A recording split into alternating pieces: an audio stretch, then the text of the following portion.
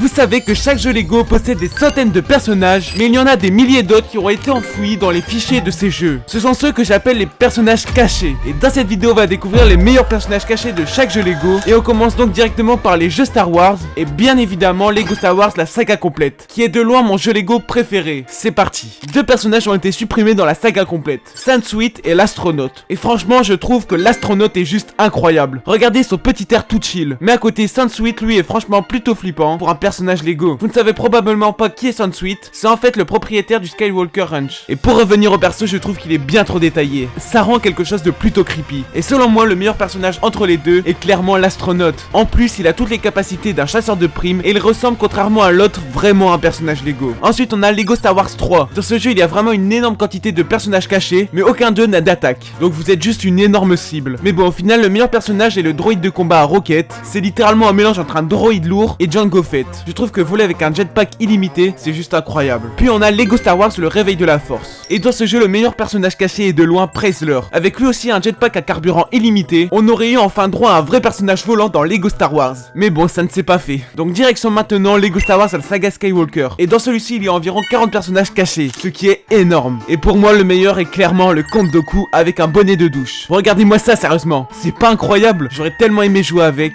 Et on passe direct à une autre licence, Lego Batman, le jeu vidéo. Ouais, dans ce jeu, il y a quelques personnages cachés, mais malheureusement, ils sont plutôt nuls. On a par exemple le jardinier, le geek, l'homme d'affaires ou même le concierge. Mais du coup, lequel est le meilleur? Pour moi, c'est le businessman car je le trouve plutôt drôle et il est quand même assez stylé. Mais si on parle niveau skill, ce serait celui du policier anti-émeute parce que ouais, il a des animations totalement uniques, mais ce qui est dommage, c'est qu'il porte un bouclier mais qu'il ne peut pas bloquer d'attaque. Ça aurait pu inventer une nouvelle mécanique, mais de toute façon, le personnage est même pas dans le jeu. On continue donc avec Lego Batman 2. Dans ce jeu, il y a vraiment beaucoup de personnages qui ont été supprimés, comme ceux-là, mais le meilleur est clairement Shadow Batman. Il est invisible et il peut en plus utiliser les habits de Batman, ce qui le rend vraiment, mais vraiment surcheaté. Et si on parle de son flow, bah c'est vraiment réussi. Il est plutôt original. Il aurait pu être vraiment incroyable à jouer. Maintenant, c'est Lego Batman 3. Et dans ce jeu, beaucoup de personnages ont aussi été supprimés, et certains sont juste incroyables. Pour moi, les meilleurs sont les personnages Tron, ou Tron, je sais pas trop comment ça se prononce. Ils sont juste fous, avec leurs lumières néon et leurs habits vraiment stylés. Mais mention honorable à ce pingouin, qui est lui vraiment drôle. Sa mécanique est qu'il peut littéralement lancer des dynamites sur ses ennemis. Et direction maintenant Lego City Undercover, avec Bomb Omb, un personnage Lego qui vient de Mario jouable. Si c'est pas incroyable, mais vous vous demandez probablement pourquoi il y a un personnage Mario dans ce jeu. C'est parce que le jeu est sorti à l'origine sur Wii U,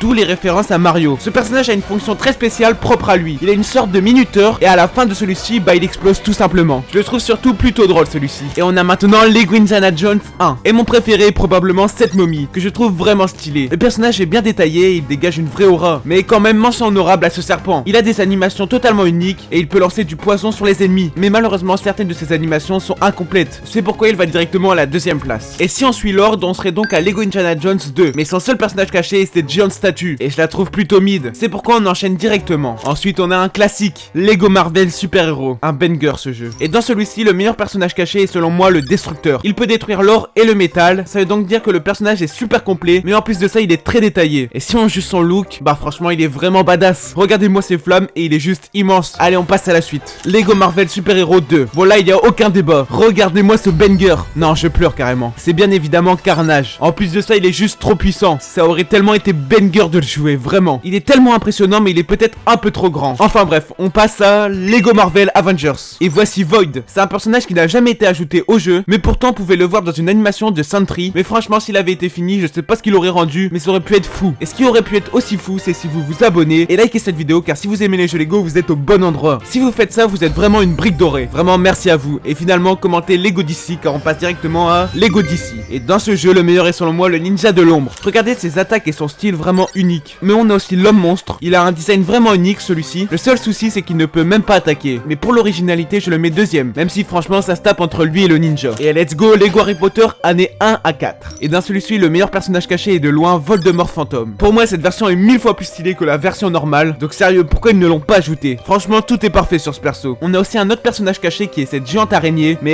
elle est juste effrayante et pas vraiment stylée honnêtement. Je pense que si on avait pu jouer ce perso, il aurait cassé le jeu. Je comprends pourquoi ils l'ont enlevé. Ensuite, un autre jeu que j'adore, Lego Pirates des Caraïbes. Et voici Jacques le singe. Ce personnage, en plus d'être original, TT Games l'avait entièrement fini et il peut même attaquer. Il a une attaque où il arrache le chapeau d'un ennemi pour le frapper avec, ce qui est plutôt stylé en vrai. Il avait aussi une version maudite qui elle aussi est très stylée. Y a rien à redire. On a un autre personnage un peu plus goofy, le Kraken. Là, je comprends pourquoi pourquoi ils ne l'ont pas ajouté. Il est bien trop gros, ça aurait rendu le jeu vraiment chaotique. Après Lego Jurassic World.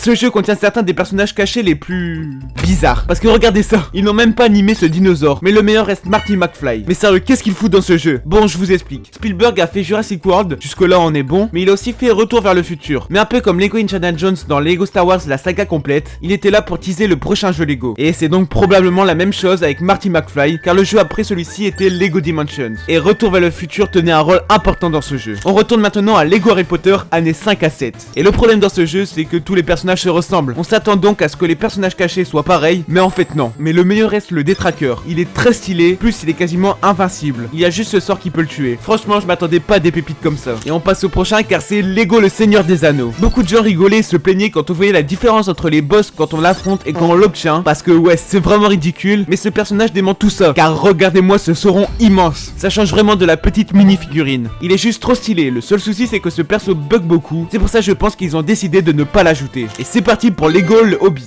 Pour ce jeu, le meilleur personnage caché est de loin le géant de pierre. Sérieusement, ils l'ont entièrement fini, que ce soit les animations et son intégration dans le jeu, surtout qu'en vrai ce n'est même pas le seul personnage qui est géant. Il n'y avait vraiment aucune raison de pas l'ajouter. Encore une fois, je comprends pas. Puis on a Lego la grande aventure. Cette fois-ci dans ce jeu il n'y en a qu'un, donc ça le fait devenir le meilleur automatiquement. Mais ce n'est pas pour autant qu'il est nul, car c'est Michelangelo. Eh oui, il est fou celui-ci. Il aurait été vraiment fun à jouer. Surtout que personnellement j'aime beaucoup les Tortues Ninja. Mais bon, il n'y a rien d'autre à dire sur celui-ci. Donc on passe à Lego World. Voici Mr. Gold, qui est pour moi le meilleur personnage caché de ce jeu. Il paraît tellement luxueux et regardez-moi ses mouvements. Je les trouve tellement smooth. Il a une vraie aura de milliardaire. Mais l'homme disco est lui aussi pas mal. J'aime trop comment il danse, sérieux. Et c'est parti pour Lego Ninjago le film. Là vraiment il y a rien qui va. Regardez ce chat géant. On ne le voit même pas sur l'écran pour le coup. Cette fois-ci je comprends totalement pourquoi ils ne l'ont pas ajouté. Mais ce que je comprends moins c'est qu'ils ont fait une version mini-figurine de ce chat totalement fonctionnelle et qui je trouve rend plutôt bien. Mais ils ne l'ont pas ajouté. C'est bien dommage. Et maintenant l'avant-dernier jeu, Lego les Indestructibles. Nous n'avons malheureusement pas le droit à beaucoup de personnages cachés et encore moins des stylés. On a donc cet Omnidroid. Celui-ci est presque totalement animé. C'est quand même dommage qu'il ne l'ait pas ajouté car il est plutôt emblématique, mais je reste quand même perplexe car il aurait pu rendre le jeu vraiment bizarre. Et enfin bref, on passe directement au dernier, Lego Movie 2. Et celui-ci, à la déception de tous, n'a pas de personnage caché. C'est dommage, mais c'est comme ça. Et nous voilà donc à la fin de la vidéo mes petites briques. Si vous avez aimé, mettez un like et commentez mini kit. Sur ce, je vous laisse. Bye bye.